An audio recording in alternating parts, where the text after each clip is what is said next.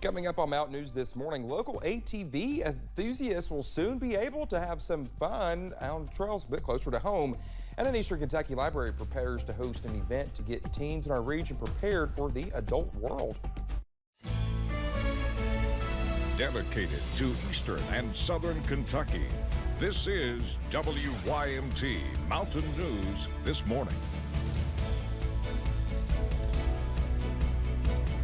Good Thursday morning to you. I'm Dakota Makris. It's 5:31 and it's sure glad to be back, and it's good to be back here on the Mountain News. And Brandon, he's already starting. I've only seen him for about, I don't even know how long I've been working with you today. About what, 30 minutes, an hour? I don't know. That's right. Already started. You can't even just let me have. You can't even just let me have a calm Listen, morning. you were doing so good there for a little bit, but I got to keep you on your toes. The Coke Zero's wearing out. That's exactly right. I got to keep you on your toes so you can keep it up there. But yeah, welcome back. We're glad to see you again, and we're going to continue to watch some clearing today. Not too much this morning with the fog rolling through, but later today we'll see some drier conditions. So that's good. Let's take a look at those fog numbers this morning. Visibility, we're seeing less than 5 miles in several locations this morning. It's kind of creeping south, but it's not only in the lower elevations, it's also in the higher elevations. Look at Buffalo Mountain there near our transmitter site this morning, and it is fogged in up there. So just continue to be careful across the region. Temperatures in the 40s and 50s, from 46 in Ashland to 55 now in Monticello. It's went up a degree down that way thanks to some southwest winds. Breakfast forecast, get your bowls out.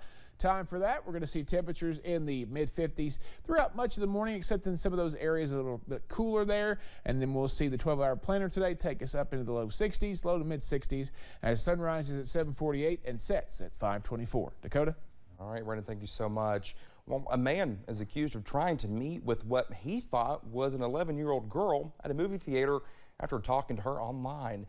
Pulaski County Sheriff's Department officials announced charges against 46-year-old Floyd T. Adams of Eubank. Now, the investigation is ongoing, but it would not be possible without an assistance from a group based in Texas. Our Zach Hawk spoke with the founder of the Predator Poachers about their mission to expose child predators. Native Texan and 19-year-old Alex Rosen was playing college football when in 2019 he felt a calling to a different passion that would eventually bring him to Somerset, Kentucky. I always wanted to be in law enforcement for sure, but I started doing this when I was 19. So at least in Houston, you can't be a cop until you're 21, but that's always what I wanted to do.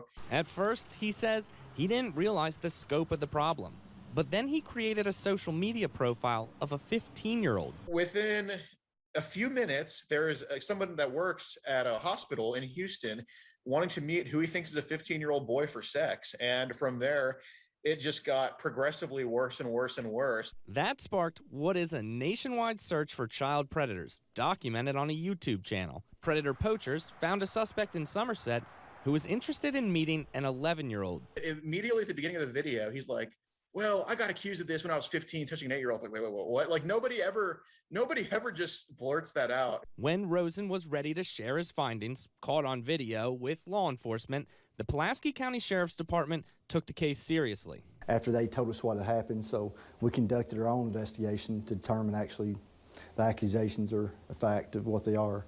The investigation led to an arrest and detention for procuring or promoting the use of a minor less than 12 years of age. Then, a search warrant was served at the suspect's house, and some electronic equipment was turned over to the FBI for further analysis, all possible, in part, to evidence obtained by the Predator Poachers.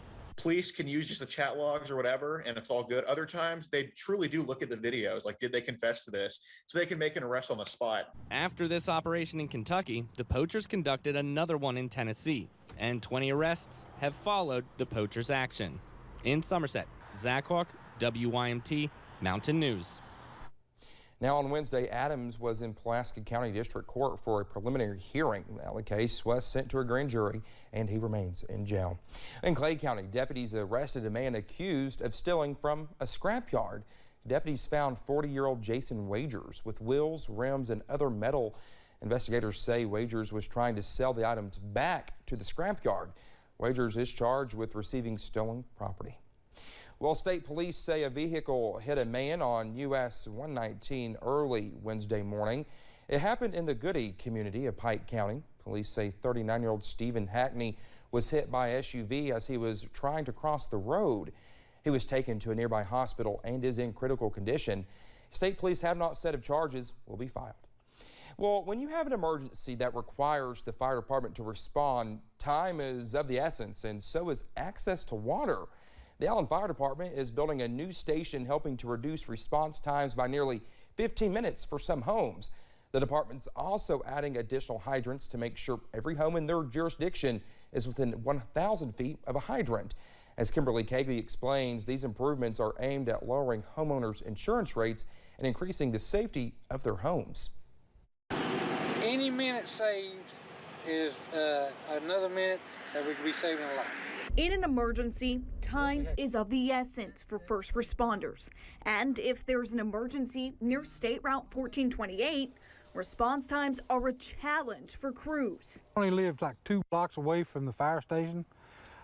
Still, it's going to take me 15 minutes to get here, maybe longer. That's a long time to be waiting on a fire truck. But come June, this empty lot will be home to Allen Volunteer Fire Department's 3rd station.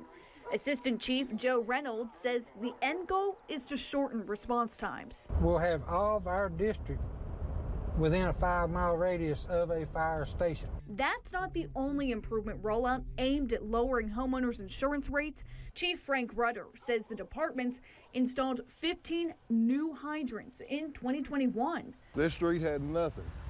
The closest hydrant I had to this street's across the road, over at the dollar store.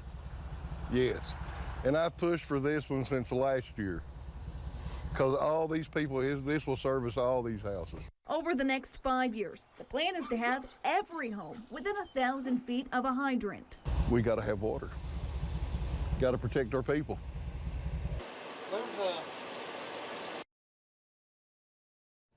Well, that was Kimberly Cagley reporting. Well, building a new station and buying additional hydrants to install across the area takes a large amount of cash. Chief Frank Rudder says the department's fire tax won't increase at all to pay for these items. It's already been budgeted in. The department plans for construction of the 3rd station to be completed in June.